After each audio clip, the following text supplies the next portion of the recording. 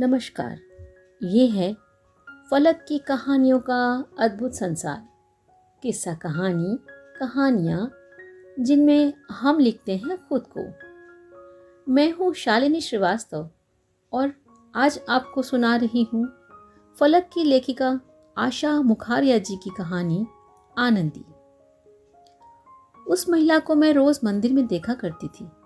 रोज़ सुबह मैं भी मंदिर जाती थी। वो महिला मंदिर की सफाई करती थी, पुजारी के कामों में हाथ बटाया करती थी। आनंदी, हाँ यही नाम था उसका। दिखने में अच्छे परिवार की वो शालीन लगती थी, चुपचाप अपना काम करती रहती थी। मुझे वो महिला बहुत अच्छी लगती थी। रोज सोचती थी कि आज उससे बात करूंगी, पर उसके चेहरे की भव्यता को देखकर हिम्मत ही नहीं पड़ती थी। अपने चारों तरफ उसने मौन की ऐसी लकीर खींच रखी थी कि कोई भी उसके पास जाने का साहस ही नहीं कर पाता था। दिमागी कीड़ा कुलबुला रहा था उस महिला यानी आनंदी के बारे में, और यही सोचकर मंदिर गई। पर वो मुझे आज मंदिर में दिखाई नहीं दी। मुझे बहुत आश्चर्य हुआ। सालों से उसे देख रही थी, ये पहली बार हुआ था। पुजारी जी से पूछा तो वो बोले कि आनंदी बहन तो बद्रीनारायण चली गई और अब शायद लौट कर नहीं आएंगी। मैंने कहा, पुजारी जी वो कौन थी, आप बता सकते हैं? वो बोले, मैं इतना भर जानता हूँ कि वो किसी बड़े ऑफिसर की पत्नी है। यहाँ पर मंदिर के पीछे एक बूढ़ी माई के साथ उनके घर में रहती थी। शायद वो कुछ बता सके। मैं उन बूढ़ी माई के पास गई। वो करीब 70-75 साल की थी। बूढ़ी माई से उनका कोई रिश्ता नहीं था, फिर भी आनंदी को अपने घर में रखा था। उनसे जब उनके बारे में पता चला तो मैं स्तब्ध रह गई। मुझे बहुत धक्का लगा। आनंदी के पति एक बहुत बड़े ऑफिसर थे। आनंदी एक साधारण परिवार से थी। 2 भाई व 2 बहनें थीं। आनंदी छोटी और सुंदर थी। आनंदी के पति अतुल की माँ ने किसी शादी में आनंदी को देखा था और बेटे के लिए पसंद कर लिया था। अतुल ने भी हाँ कर दी। बिना दहेज के अच्छी तरह से शादी हो गई। शुरू में सब ठीक रहा। आनंदी पढ़ी लिखी थी, इससे अतुल उसे अपने साथ क्लब भी ले जाने लगा था। उसे गाड़ी चलाना भी सिखा दिया। धीरे धीरे वो कार चलाना भी सीख गई, साथ ही सोशल वर्क भी करने लगी। इस बीच वो कविताएं और कहानियां भी लिखने लगी, जो पत्रिकाओं में छपने लगी। समाज में उनका नाम हो गया। बस यहीं से आनंदी की जिंदगी को ग्रहण लग गया। अतुल आनंदी की प्रगति व बड़ाई को सहन नहीं कर पा रहे। उनके 2 बच्चे थे, पर दोनों माँ की जगह पिता की बात मानते थे। बात बात पर अतुल अपनी पत्नी को अपमानित करने लगे और उनकी प्रसिद्धि से जलने लगे। बच्चे भी माँ से दुर्व्यवहार करने लगे।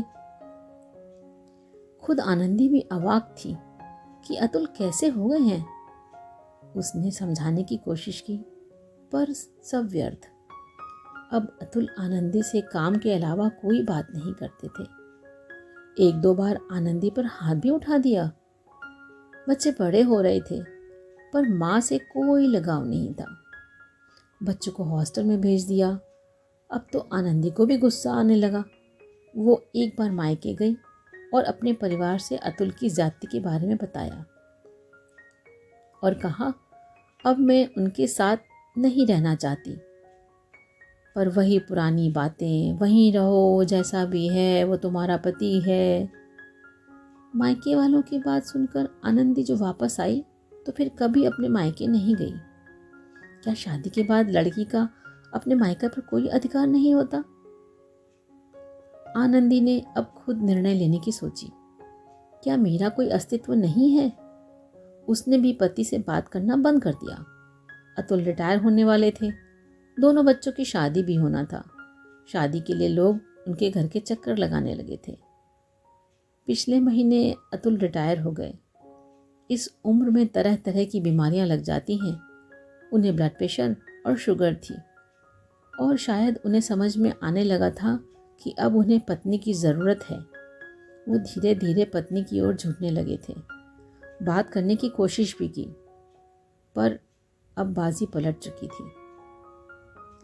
आनंदी ने अपने मन को कठोर बना लिया कि अब वो नहीं झुकेगी। भारतीय संस्कारों में पली बड़ी आनंदी ने अब विद्रोह कर दिया। औरतों को क्या समझ रखा है, हमेशा सहन करने वाली और झुकने वाली। रबड़ को उतना ही खींचो जितनी खिंचती है, ज्यादा खींचने से टूट जाएगी। यही आनंदी के साथ हुआ। अब तक सह लिया, अब नहीं सहेगी।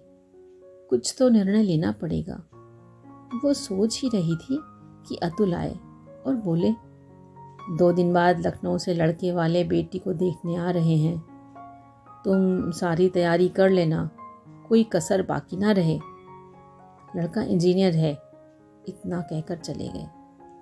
बच्चों ने कभी माँ से सीधे मुंह बात तक नहीं करी, ना कोई वास्ता रखा। बच्चों का सहारा होता तो जिंदगी आसानी से कट जाती। अब ऐसे बच्चों से क्या लेना देना। आनंदी की मोह ममता सबसे खत्म हो चुकी थी। पर जो जिंदगी बची है उसे तो जीना ही है और कोई निर्णय तो लेना ही है। 2 दिन आनंदी चुपचाप रही और जिस दिन लड़के वाले आने वाले थे उसी दिन अतुल को बताकर घर छोड़ दिया। अतुल ने बहुत रोका पर वो नहीं रुकी। अब तुम भी सजा भुगतो। बूढ़ी माई ने बताया कि वो फिर इस शहर में आ गई। पढ़ी लिखी थी तो एक प्राइवेट स्कूल में नौकरी करने लगी और कहीं ना आसरा होने पर इस मंदिर में आई और पुजारी जी से कहीं जगह देने की बात कही।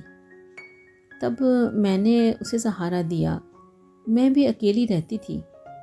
मैंने माई से पूछा कि उसके पति व बच्चों का क्या हुआ।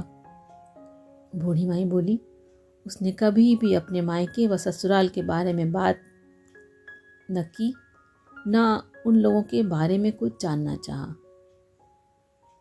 न अपने बारे में पता लगने दिया। बेचारी आनंदी, एक होशियार पढ़ी लिखी औरत, गुमनामी के अंधेरे में खो गई। अपने मायके व ससुराल वालों को सबक सिखा गई कि आप लोगों के सहारे के बिना भी आनंदी जी सकती है। मर्द के सहारे की भी ज़रूरत नहीं। 2 औरतें भी साथ रहकर अपनी ज़िंदगी आराम से जी सकती हैं। आनंदी ने अपने अंतिम दिन बद्री नारायण जी के चरणों में बिताने का निर्णय लेकर अच्छा किया। आत्मविश्वास जिंदगी का सबसे बड़ा शस्त्र है, यही आनंदी बता गई। बस ये कहानी इतनी ही। अभी आप सुन रहे थे मेरी यानी शालिनी श्रीवास्तव की आवाज़ में लेखिका आशा मुखारिया जी की कहानी आनंदी। फिर मिलते हैं एक नई कहानी के साथ। नमस्कार।